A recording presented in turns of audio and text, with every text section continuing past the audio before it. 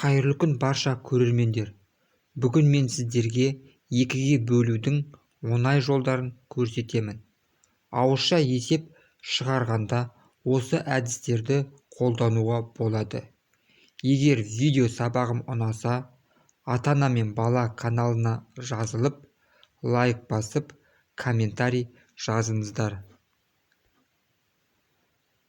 Бірінші, 100-ден төмен сандарды екіге бөлу. Мұнда сандарды жеке-жеке бөлеміз. Мысалы, 68 бөлу 2. 6-ны 2-ге бөлеміз, 3 шығады. 8-ді 2-ге бөлеміз, 4 шығады. Жауабы 34. Осы секілді астындағы есептерді шығарып көріңіздер. Екінші, 100-ден жоғары 200-ден төмен сандарды екіге бөлу. Мысалы, 148 бөлу 2.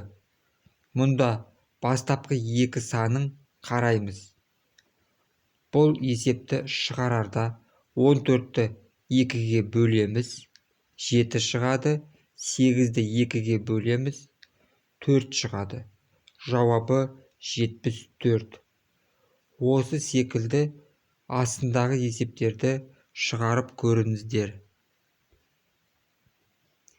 200-ден жоғары 1000-нан төмен сандарды екіге бөлу.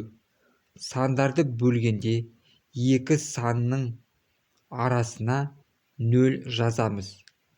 614 бөлу 2. Мұнда соңғы екі санды қараймыз. 6-ны 2-ге бөлеміз, 3 шығады. 14-ті 2-ге бөлеміз, 7 шығады.